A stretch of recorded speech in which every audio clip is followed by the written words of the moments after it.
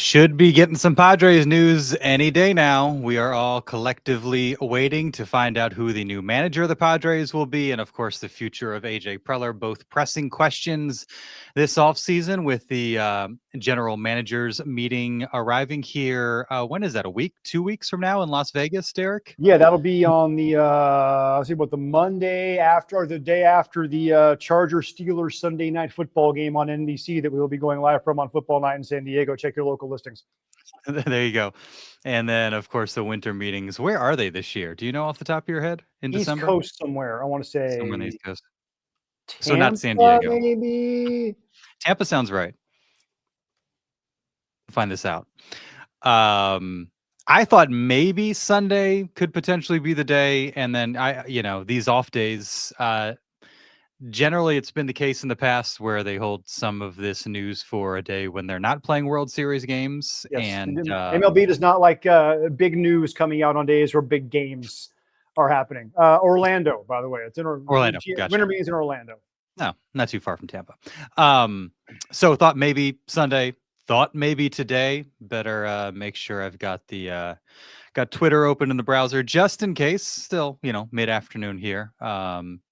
Certainly not late enough the day where some news couldn't break. And I can't think of the last time that we had like a significant nugget break mid podcast. I'd be down for that. I'd be down for reacting to something live and in the moment. So AJ Preller and company, if you could make your minds up in the next 45 minutes to an hour, that'd be fun for us. I would enjoy that. Instant analysis. We like that. As it stands, we have an idea of who the finalists are, but again, no decision made just yet. But we'll discuss where things are and what could potentially happen in the coming days. Thanks to OG's, the sponsor of the On Fire podcast. OG's blessed the Football Night in San Diego crew with another delivery on Sunday, which the crew always enjoys. Had a couple pizzas, really good wings, a couple salads to keep us nourished and energized on those Football Night Sundays.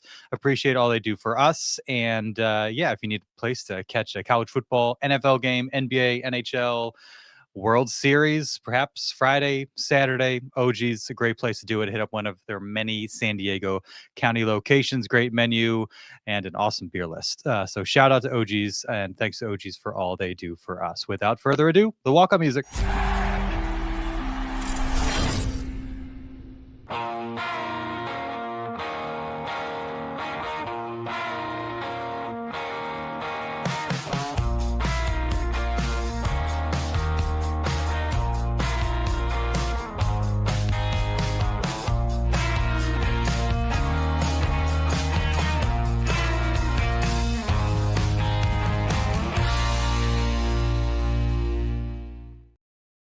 It is the On Fire podcast brought to you by NBC7. He is Derek Togerson. I am Darnay Tripp, joining you 3:18 on Thursday afternoon, like everybody across the globe, anxiously awaiting some news from your San Diego Padres about this managerial search. And always, every couple years, the first big step in the offseason, let's get this settled. And eventually there's going to be some roster maneuvering and such ahead. And we believe, I think, that it'll be AJ Preller doing that maneuvering. But that's another one of the questions, the unknowns kind of going forward.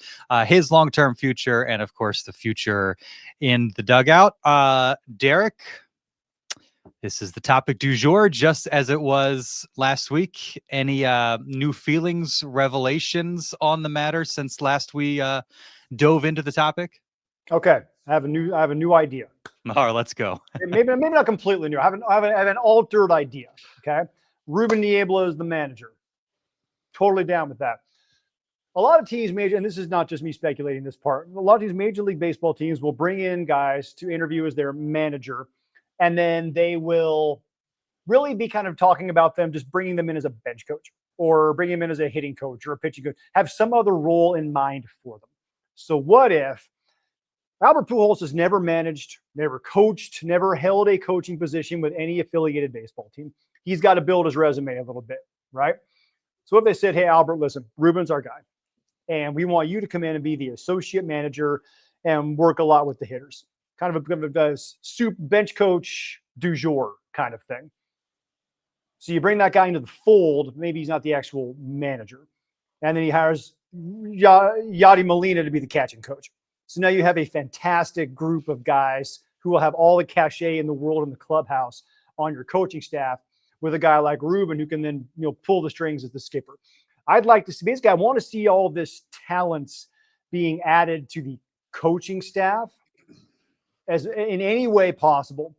And I'm not sure if they're completely sold on, as we've talked about before last week, Darnay, whether or not they think Pujols is the X's and O's daily game decision kind of guy. So I think it would help him and the Padres bring him in that kind of associate manager kind of situation where he can get more experience as a coach and also bring all of his wealth of baseball knowledge to the organization while Ruben's steering the ship. I think that's what I think I would like to see. How about what say you? I don't think I have any argument against that idea. I think it is certainly valid, would be a fun idea. I think having Albert Pujols on staff would be great. And yeah, it could certainly be an asset just offensively, the way he could relate to the guys and inspire them a little bit, perhaps. And yeah, having his credibility in the dugout, maybe steering it more to like a specific, you mentioned like working with the hitters, that sort of thing. He doesn't have to handle everything across the board. But he can lend his expertise where it fits and where appropriate. And it gives him a chance to be in that role and then make, that smoother transition then eventually to being a big league manager. I guess my thought on that being like, okay, say you hire Albert Pujols and it doesn't work out. I think there's a world where Ruben Niebla could then become manager. If he sticks it through, if he's, follows his contract last couple years, say it takes 3 years, a month for everybody to realize that Albert Pujols is in over his skis a little bit, you could eventually move Ruben Niebla to that spot. I don't know if there's a situation, though. Maybe there would be if Ruben Niebla doesn't work out. I guess you could elevate Albert Pujols. But there's part of me that feels like you are then grooming Albert Pujols to then become a major league manager somewhere else. And That's exactly obviously, what you're doing. Yeah. yeah. But that's exactly what, go back to a football example, what Sean McVay was doing when he hired Kevin O'Connell to be his offensive coordinator. You bring these guys in understanding they're going to go somewhere else eventually. So you want them, but get them in the pipeline, get them in the system, get them to help you for as long as they can possibly help you. Yeah. Everyone did. Dan Campbell knew that Ben Johnson was going to go be a head coach somewhere at some point, but he's like, I want this guy in here to help out as long as I can possibly have him. You got to bring talent in knowing that it's probably going to, blossom and leave to go somewhere else, but get it here and have it help you while you can. That's what I was kind of getting to is like, I think it would be cool to see that happen for Albert Pujols here. So maybe just like selfishly, that part of me that finds this idea a little bit intoxicating is like, okay, that would be really, really cool. It would be really interesting to see. I just fascinated at the idea of Albert Pujols managing the Padres. We would have some version of that. It wouldn't be the manager. He'd be an asset to the club in the dugout and in the clubhouse, which would be great. But again, I think there's that little part of me that's like, it'd be cool to see him get that opportunity here. Yeah. Like you said, managers, coaches, they have their coaching tree, and it's an opportunity for Albert Pujols to be that in the Padres organization and then go somewhere else when that club and Pujols feels like it's the right time and opportunity. I like it. I mean, I think I think I've spent so much time thinking the reverse, where it's Albert Pujols getting the job and Ruben Niebla continuing as pitching coach, that I hadn't really. I mean, it's logical to imagine, the opposite situation, and I'm down for it. I like these guys. I like the collection. I guess there's, just like we've discussed, Albert Pujols like wanting to have a seasoned, experienced coaching staff. I'd also want to know, like, who are those guys for Ruben Niebla? Because, Ruben's managed the pitching staff, and that's been his responsibility. Managing a ball club goes beyond that. And so the question would be, if you have another guy who's never been a manager, but as Albert Pujols knows the game, he's forgotten more about the game than any of us will ever know. but he hasn't been in that spot before. So how they round out, if they went that direction, how they round out the coaching staff, and do they bring in Bud Black, or somebody who's got years and years and years of To be being the pitching coach. There you go. yeah, sure, be the pitching coach, and to also be that guy when non-pitching coach situations arise where you can say, yeah, Ruben, think about this, but there isn't that tension of Bud Black. I don't know what Bud Black's aspirations are at this point.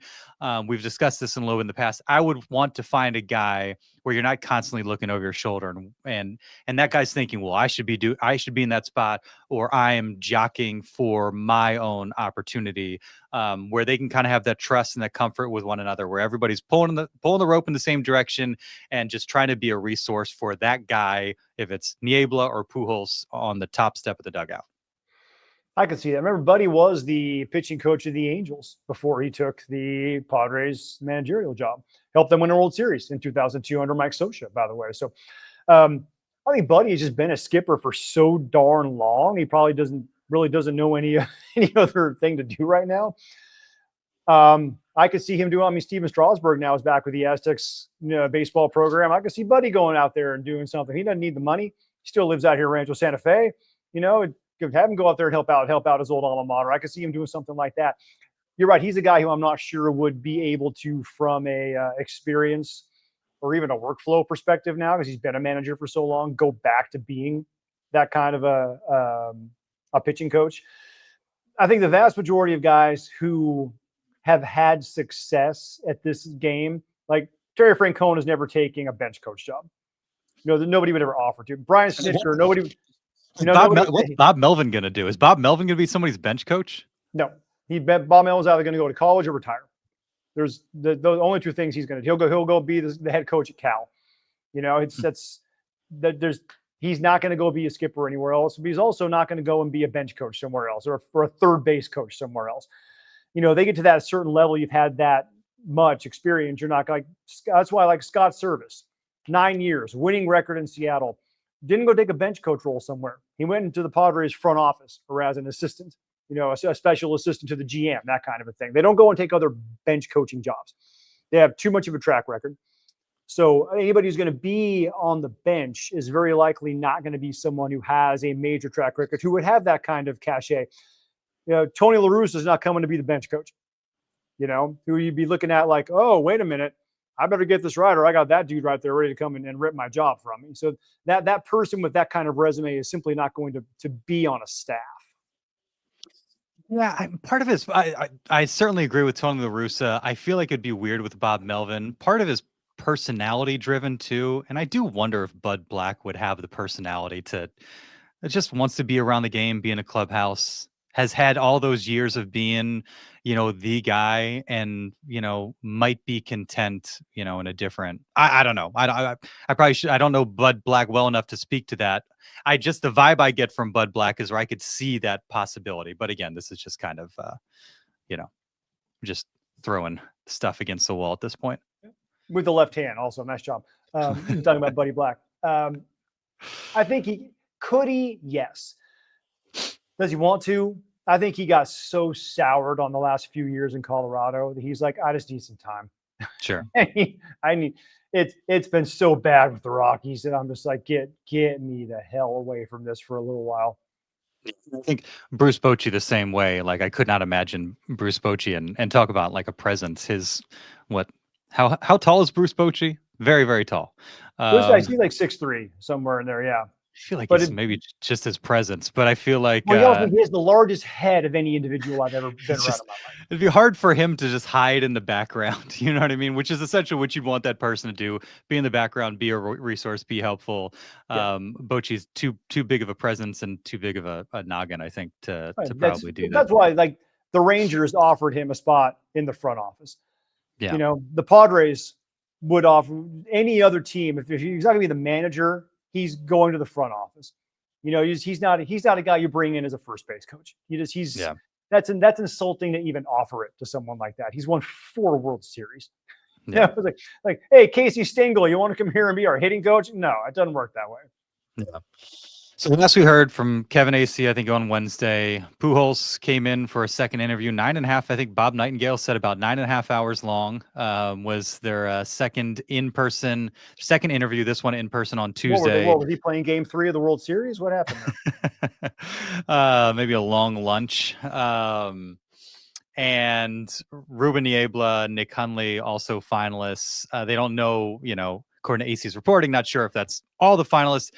Darren Smith, Section 1904 podcast, said that it is his understanding that Ryan Flaherty is also interviewed. Not sure if that was a first round, second round situation. Is he a finalist or is he just one of the names? Obviously, we know that AJ Preller is a fan of Ryan Flaherty, and that's something that he made a push for in the past. And so no surprise to anybody there. I don't think he's I don't know if anybody who's like Ryan Flaherty is my first choice. Don't hire Ryan Flaherty. I'm just going to put that out there. That's of all the guys who have even been spoken to, let alone might be finalists. I could make a case for all of them and be okay with it, except Ryan Flaherty. That's a hard no. No. That is like, do you want wasabi on your pizza? No. I don't want this. I don't want no wasabi one on needs your this. pizza. No. I maybe not as vehemently as you.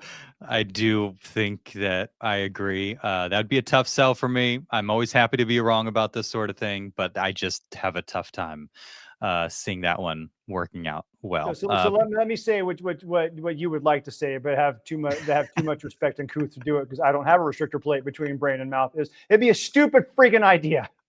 Okay, he doesn't have the personality. He doesn't have. What he would do is he's close with Manny and he's close with AJ. Everyone in that clubhouse would look at him and go, "Oh, well, there's your puppet." Why are we even here? We're just gonna do it all. Manny's now basically the de facto manager of the team. What's the point? He would have no respect, no command of the clubhouse whatsoever. It would be a terrible idea. And a big part of me does wonder AJ's affection for Ryan Flaherty. Maybe he sees something in him and feels like this guy's going to be an ace whenever he gets the opportunity. I think myself and probably a lot of people, and I think you kind of hit it on the head there. I think there's also that perception, like how much does AJ just see somebody that he can kind of keep in line and control and have influence of? 2.0. Yeah, we don't need Jace We don't Tingler need 2.0. And after season 2, Jace Tingler and AJ Preller didn't seem to be on great terms. So don't need to run that back. Some of the comments are, buddy Chip Rocks, the smart move is to give it to Albert Pujols, because with this move we keep Ruben Niebla some form of consistency. If Ruben got the gig, we would now have to hunt for a new pitching coach that is not even in the same league as Ruben. So yeah, Pujols gets the managerial gig. I could see it. I do know. Yeah, you do lose Ruben, not completely. Obviously, he wouldn't be as day to day with the pitchers. He would still certainly have input, because that would it'd make too much sense for him to go do that. But nobody knew who Ruben Niebla was until they brought him over here from Cleveland, and that was like, oh my God, this guy is incredible. Nobody knew who Darren Balsley was. You can find another guy. No, by the way, finding somebody who he thinks has potential, who he can mold and kind of shape. And if Ruben Niebla thinks that this person would make a good pitching coach, obviously he knows what he's talking about. So he'd probably be able to find a really good young pitching coach to have him, learn at the foot of the master for a little while. I think that might be a good thing for the Padres staff. And then you have another guy who can come in and kind of be, the younger version of Ruben to start working with these guys. And basically like 1 3/4 Ruben Niebla is working with the pitching staff. And is that guy already in house, and is his name Ben Fritz? Could be, very much so. Yeah, Ben is a guy obviously it'd be kind of interesting to have a former catcher being a guy who was your pitching coach. That doesn't happen all that often, but it's one of those things where you look at it and go, maybe. He certainly has seen these guys. He certainly has the respect of them in the bullpen situation, to let them know, how to get ready for a game, how to get ready to enter the game, whether or not they have their best stuff that day. It's certainly is a possibility. Continuing down from Chris, I'm all for Albert, but what happens with Ruben if Albert's hired? Do the Padres let him interview with other teams? That is a good question. I'm obviously they would. I'm wondering if maybe they're dragging their feet a little bit so that some of these other openings can be filled. But again, if another team wanted to talk to Ruben, they can always put the request in and go talk to Ruben. So far, that hasn't happened. Mm-hmm. So like if the Twins want to talk to Ruben Niebla, all I have to do is call the Padres and say, "Hey, can you have permission to talk to Ruben Niebla?" And they say yes or no. So that could have already been happening. The Twins won't be calling him now. They have hired Derek Shelton. Nationals Blake Butera, 33 years old. Orioles, your boy Craig Albernaz, who That's going to be a good one. You pitched for the Padres. Giants, Tony Vitello. Angels, Kurt Suzuki. Rangers, old pal Skip Schumacher.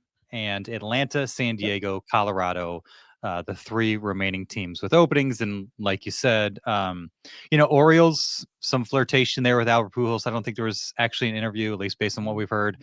Angels as well. But you would think if Atlanta were interested in Albert Pujols, in Ruben Niebla, that would have happened already. And same for Colorado. Colorado's still waiting to hire a head of president of baseball operations. And so this is such a horribly run organization.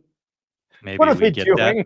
Get that situated first, and then see where things go from there. So a little more work interviewed for anybody Colorado for that to do. problem? Yeah, I saw some names that had been reported. Nobody, I don't think that I was familiar with off the top of my head.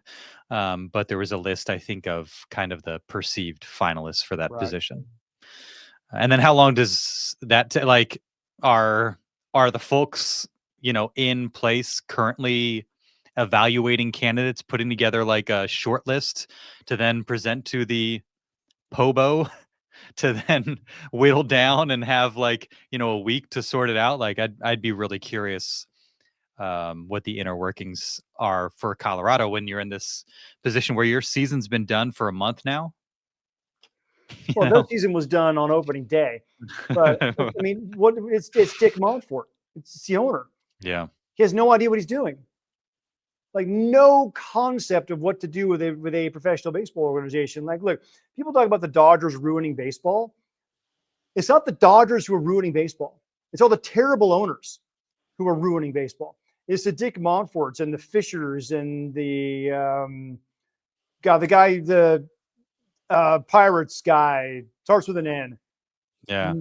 Whatever it is. Those are the ones who are ruining baseball, because those are the ones who refuse to at least attempt to be competitive with their thing. They tidy little write-off. They make a little money off it. They don't care. Those are the people who are ruining baseball, not the Dodgers. Yeah. Well, I'm super excited to be talking about like salary caps and other issues that are going to potentially hold up Major League Baseball after the 2026 season. I don't even want to get into it. Like, going to happen. I don't even want to think about it or talk about it. Like, I know it's there, and I'm sure we will discuss it at some point. But I just feels like just yesterday that we went through this mess, and Rob Manfred was working on his golf swing while trying to make sure his product is on the field at some point. So we'll see. 619 Cam, does AJ get extended regardless of who gets named as the manager? I think one would hope, because he has to work with AJ. So he has to work with the general manager. So if AJ is involved in the process of hiring the manager, he'd better be there to work with the manager. If you're letting somebody who's not going to be there long term hire somebody who you're hoping is going to be there long term, then you have to go and find somebody who's going to work with whoever you put in place of the manager position. So now you kind of keep on taking 2-step forward, 3-step back kind of thing. I don't see the point of that at all. Yeah, and like last week we talked about kind of the timing of it, and how it could be super awkward if AJ's still in limbo when they're introducing a new manager. And so I've been thinking like, well, if they reach an agreement with AJ, like I kind of hope they say they reach an agreement with AJ in the next 2 days, or they announce an agreement with AJ in the next 2 days. I hope they just do a Zoom with AJ Preller. Let's do a Zoom with AJ Preller it's like the news hits Friday morning or Saturday morning. AJ Preller, 3-year extension, whatever. And we get an email and saying there will be a Zoom with reporters today at 1:30. Let's go ahead and do that. before, say, Monday, they announce that they've hired Pujols or Niebla or Hundley with a press conference for Tuesday. I just don't want any of that to interfere with or get in the way of the manager and his day, make it muddled or awkward or weird. And so I'm very curious about the order of operations here, because there's various circumstances where it could just be clunky and awkward. Yeah, there are. My guess is they are going to do it all in one fell swoop, just because it's easier that way. Do everybody, because then it's, hey, come on in. Here's a skipper. We're all going to go in that little room down the bottom of Petco Park. We're all going to talk to everybody. We're all going to do our one-on-ones. And then AJ only has to meet with us once instead of having a meeting with us twice. Yeah. So that would, if it happens, that's my guess is that's probably how it would go down. Yeah. I could see it.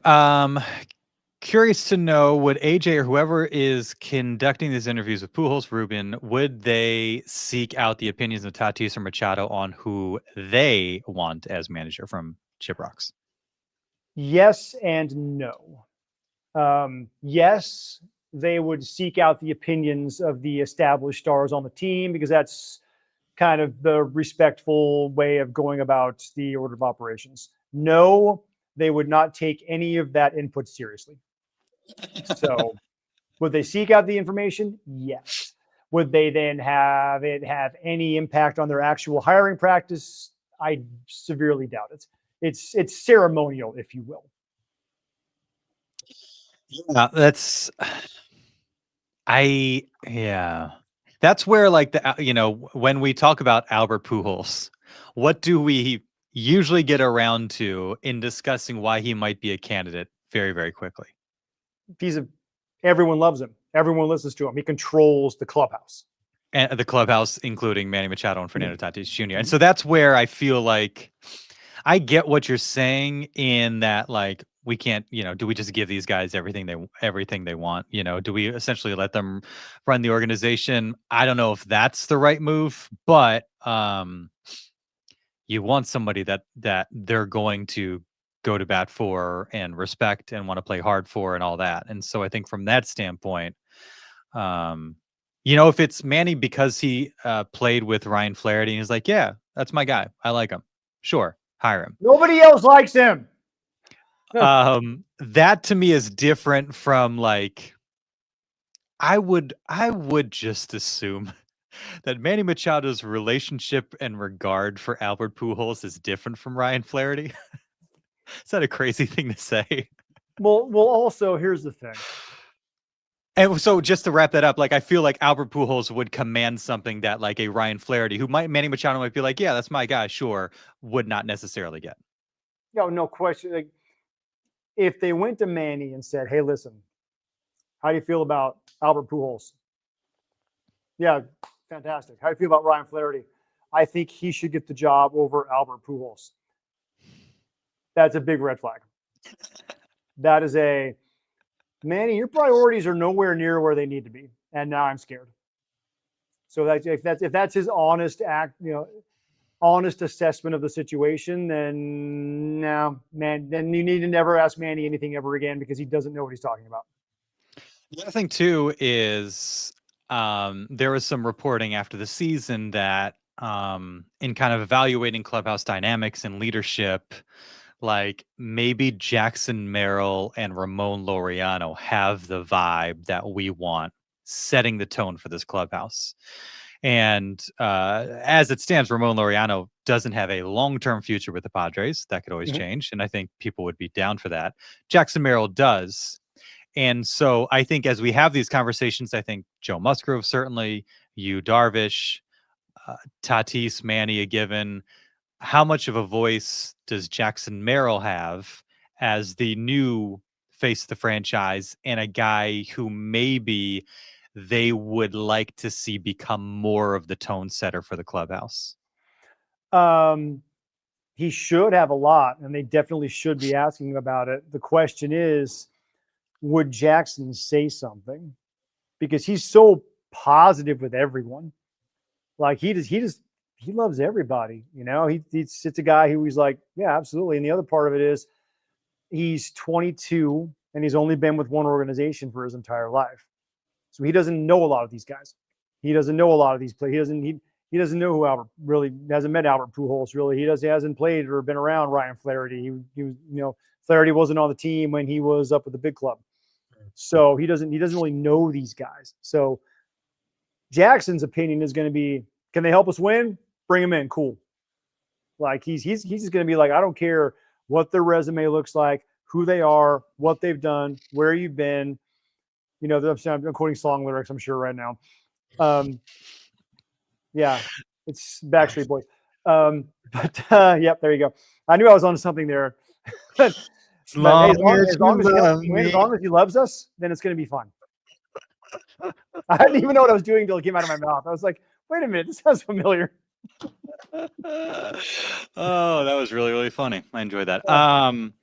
That's where like, and this is part of growing up. I think Jackson probably has some opinions and feelings. It's, probably just like the comfort level of, I think Jackson is genuine and real. And so I think at some point they'd have to be like, okay, I know you're just going to say like everything is fine and you like him and respect him, but like, no, like this is a safe space. Like if you don't like this person, let us know. If you feel really strongly about this person, let us know. Like we value your opinion. And so like, we want you to give it to us. And that's where, as he grows into kind of a leadership role, if he hasn't already, that's a place where it's like, no, we need you to be upfront and honest with us because we need to know. And, we get how everything might be fine to you and you're going to just follow whoever is, at the front of the line, but that might not apply to everybody. And we need your honest, genuine input on this situation because we like the cut of your jib. Meanwhile, Jackson is like in the Lego movie, everything is awesome.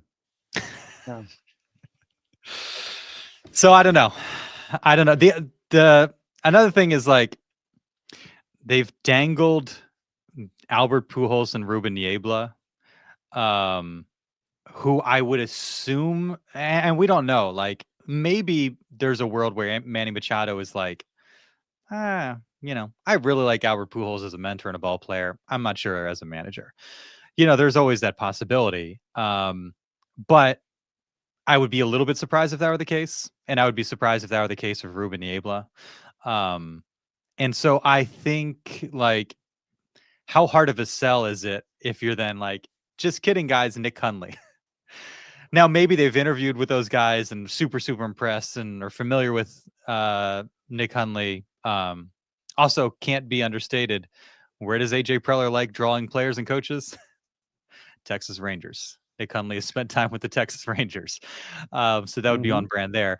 But I wonder if that would be maybe like a tough pivot if you're like baseball legend, Dominican legend, guy you adore and have endless respect for. Ruben Niebla, been incredible in his role. Seems to have like a real bond with you guys in the clubhouse. Nick Hundley's the guy.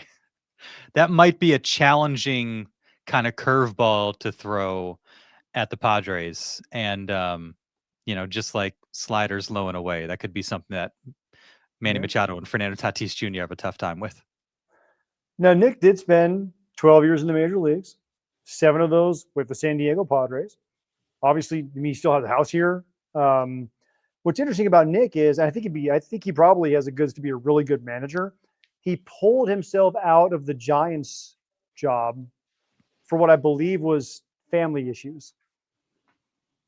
So, wondering why he could still be in the mix for the Padres job. Because it's not like, again, you don't have to move your family. You can keep them right here.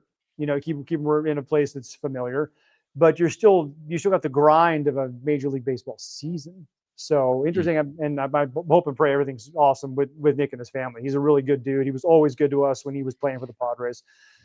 He's a gamer, he's a guy who just kind of grinded his way through to try and spend as much time in the big leagues as he could. And again, I think he'd be a really good addition to the club. So if he really is still in the mix for something like this, and he's got the guy who kind of like, you talk about all these other candidates, you go, oh yeah, and Nick Hundley's there too. Because it's almost like it's kind of coming out of left field a little bit. But I think he's a legitimate, serious contender for this job too. And again, he's a guy who I could see doing very good things. Yeah. Yeah. Yeah. Yeah. Maybe even Ryan Flaherty. Maybe he could do some good things No, too, he Derek. can't do good things. That is the one. That is the one who cannot do good things. Niebla, awesome. Hundley, awesome. Pujols, awesome. Flaherty, go to hell. No. From Chris, question is: did Albert and AJ have cafecito in the 9.5 hours? God, I hope so. Is that the only way to get through Probably, 9.5 hours doing the probably same a thing? couple. Although I've been, when I interviewed for this job, it was probably close to 9.5 hours. I feel like local TV interviews, those are all day affairs. You're meeting everybody, you're talking to HR. It might be like a writing on camera test. Dude, that Those took for like 20 minutes. It was like, okay, cool. Come on in. You must have. Things have changed in the long time between our hirings. Yeah, maybe so. I don't know. I would love to know the rundown of the 9.5 hours. Okay, so it's breakfast burrito because that's just how you start everything. Maybe like a walking tour of Petco Park. Yep. Well, you think that probably happened in the first one. Well, the first one I think was a Zoom. The first one, my understanding is the first one, or what's being reported. Yes, you're right. First one was Zoom, but Albert's played here. He knows the ballpark. He's not maybe a little refresher. I don't know. He was even here for the Dominican World Baseball Classic. So he's been several. Grand Ole Barbecue's here. Okay. Seaside Market is here. Yep, that's where you get this is the Western Metal building, and then this is where you can find the banana pudding in the Western Metal build. I don't know. Yeah. So you start talking. My guess is they bring out tapes of their games and they say, "This is something that Mike Schilt messed up in the playoffs. How do you do it differently?" This is the lineup with 3 straight lefties. What would your lineup How look would you like? fix this? How would you approach this? I think it's probably just like, you ever watch those old, I knew he's not a great guy, but those John Gruden quarterback camp things where he would put like, bring out these guys who were going to be drafted, these quarterback prospects, and he puts them on the whiteboard and says, all right, diagram this for me. And you have to go through this and what they call and this, that, and whatnot. And he starts firing questions at them, asking, what if they bring a blitz? What if they go cover zero? What if they, all these different things. And you have to kind of ask, give me a play call, right? Give me an audible. I'm guessing that's what they're doing with Pujols. Or we're going, all right, they've got this guy, and this guy up in the bullpen. You only have this guy on your bench. Do you pinch it now? They start running him through situations and making him answer it. That'd be my guess. That's how I would do it. Yeah. Does he get in the cage inside Petco Park? Maybe take a few hacks? I saw AJ do that. Did you? The night, I haven't told the story yet, the night that they clinched the playoffs this year, the clubhouse starts to kind of wind down a little bit, and everybody starts whispering and laughing. I was talking to Bryce Johnson at the time. Somebody comes out, I forget who it was, comes up and says, "Hey, AJ's in the cage." I said, "Preller?" So we walked out, and sure enough, there's a line of dudes out there watching. The door was open, and I'm on there, and I'm watching AJ taking hacks. And he took a swing, kind of like fouled one off or something, turned. He's just laughing. He was just laughing. I'm like, okay, I would rather see Albert Pujols in that batting cage and AJ Preller. But AJ looked like he knew what he was doing in the box. Yeah, how's the swing? What kind of hitter does he look like? Yeah, he looked like he knew what he was doing. Yeah. And then again, there was a little Calacito that had been passed around at that point. So he wasn't at full capacity. But he was that was a guy, you know what, dude? The dude knows what he's looking for in a player because he knows how to apply it himself. I could see like a Stephen Kwan type, maybe Luis Ariz. Right-handed hitter. By the way, his right-handed hitter, this is the best part. He had on long sleeve button-up shirt, pants, batting gloves. And for some reason, the batting gloves stand out to me because that's the part that looked weird.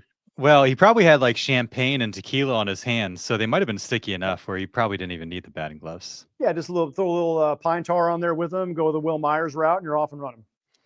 Probably, sitting down. The interesting, does he sit down with Ruben Niebla?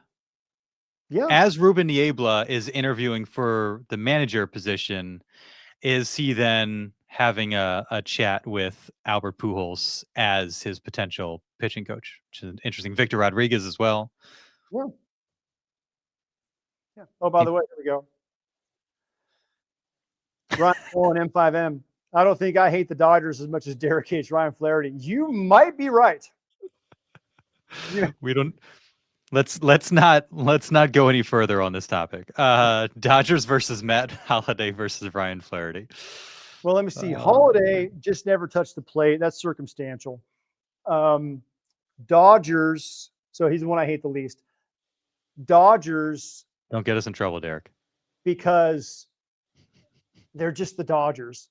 Yeah. And by the way, nothing made me more happy than watching Blake Snell lose 2 World Series games this year. That was awesome. But then Ryan Flaherty is just like, and it's not personal. Or I don't dislike Ryan Flaherty as a person. I dislike Ryan Flaherty as a baseball coach. Seems like a great guy. Yeah, he's like, he seems like a decent dude. Like, I'm totally fine with Ryan Flaherty as a human. It's Ryan Flaherty as a manager that I'm like, no, just no, don't do this, please. Like, LeBron James as a basketball player is awesome. LeBron James as an actor is crap. Don't do that anymore. He was great in whatever that movie was with Amy Schumer. Trainwreck. He was great in that. John Cena was great in that too. No, I mean, everybody knows John Cena's acting chops. I thought LeBron, and I'm more of a LeBron apologist than you are, but I thought LeBron did a great job in Trainwreck. LeBron did one thing the whole time. Be LeBron. It was be LeBron. Yeah, that was it. And then the one time he tried to get out of character by like staring awkwardly, I was like, this is not working. So just to clarify, you're not telling Ryan Flaherty the person to go to hell. You are telling the concept of Ryan Flaherty as Padres manager to go to hell. Correct. Yes. Okay. Yes. Ryan Flaherty can ascend to heaven. Yes. Ryan Flaherty as the manager can descend to hell. Peace and prosperity and success to you, Ryan Flaherty. Yes. To you. Unless you're the manager, then you can go to hell. Merrill was bunting to impress Mike Schilt. With Pujols as manager, Merrill will start hitting home runs to impress Albert. I'm down with that. That's perfect logic. That is the perfect logic. That is it. Done. Jackson Merrill, welcome to the 700 home run club in 3 years.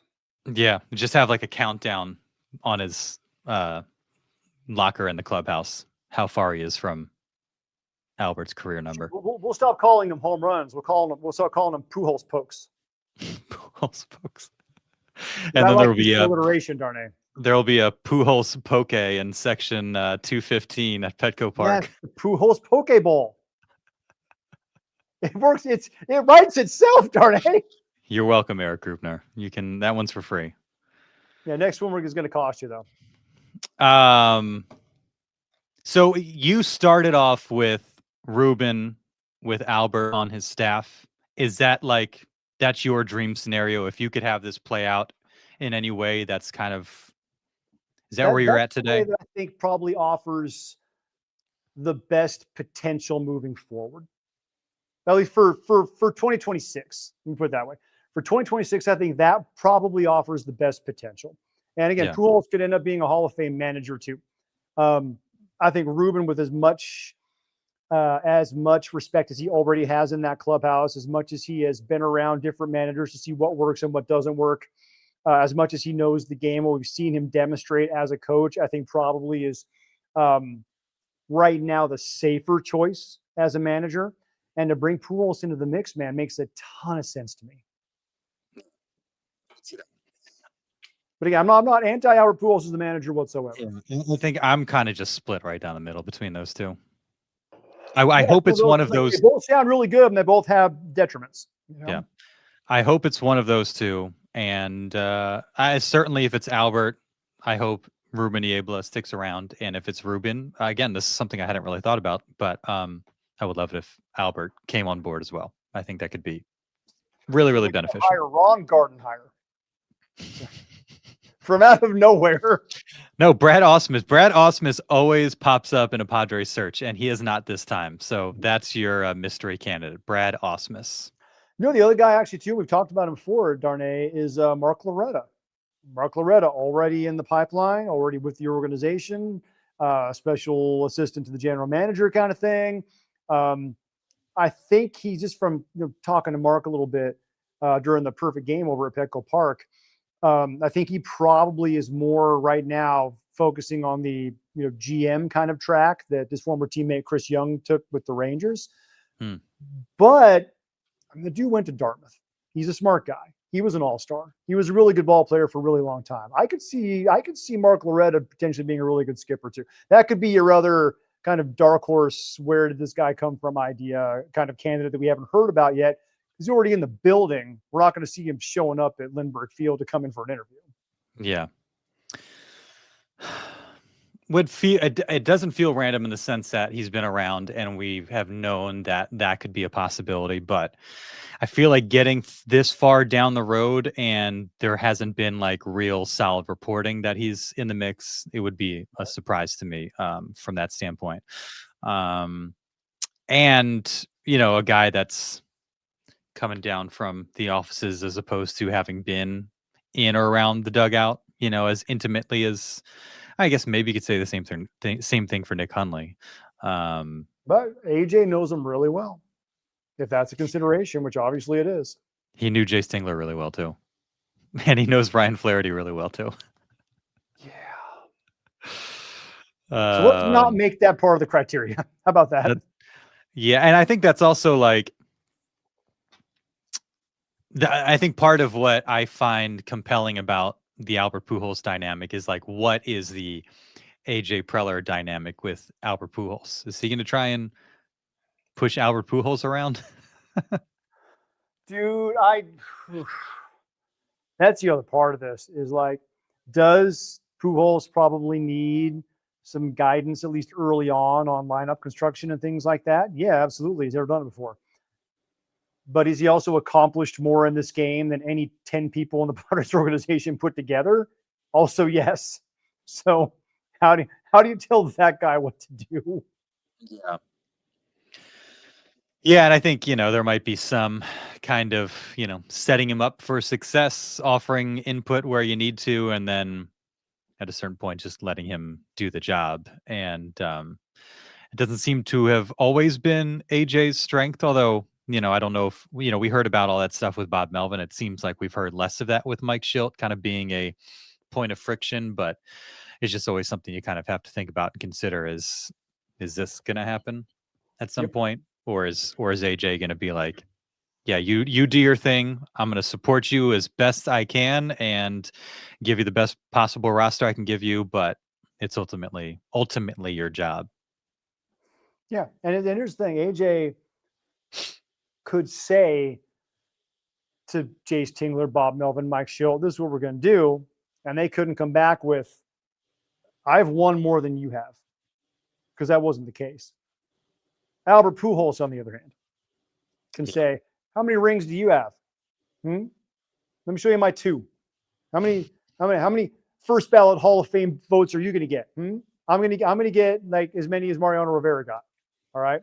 So you can shut your pie hole and go with Ryan Flaherty." Go with Ryan Flaherty. Anything as else? As a manager, not as a person, as a manager. Right. Anything else? Nah, it's what's great is we've gotten this far into the offseason and haven't talked once about player personnel moves. We'll have plenty of time. Yeah. Usually we're like, okay, so we got to find some more depth in the rotation. What are we going to do with arbitration? Are they going to stretch out Mason Miller? We haven't even had a chance to get into any of that yet. It's just been who's the best fit for the skipper and why are they looking at certain people? Yeah, in my mind, when the season ended, I was like, oh yeah, next week we'll do a who's staying and who's going podcast. and then one person went. And one person went, and the conversation has followed. So, but there will be time. This will be settled, and then we'll do that, and then there'll be GM meetings, and then eventually winter meetings, and all those things. So it is nice to have a different topic to demand our attention. It would have been nicer if there was some like movement in the last week. And you talked about it as well, just how quiet everything has been on just the general managerial searches across Major League Baseball. It's been, I don't know, feel like there's been more in past years, more leaks, more reports, better idea of who the candidates are than there have been so far this year, just across the board, not just with the Padres. Yeah. I mean, really all we need to remember, Darnay, is that I don't care who you are, where you're from, or what you did, as long as you win a World Series. We'll see you next week, everybody.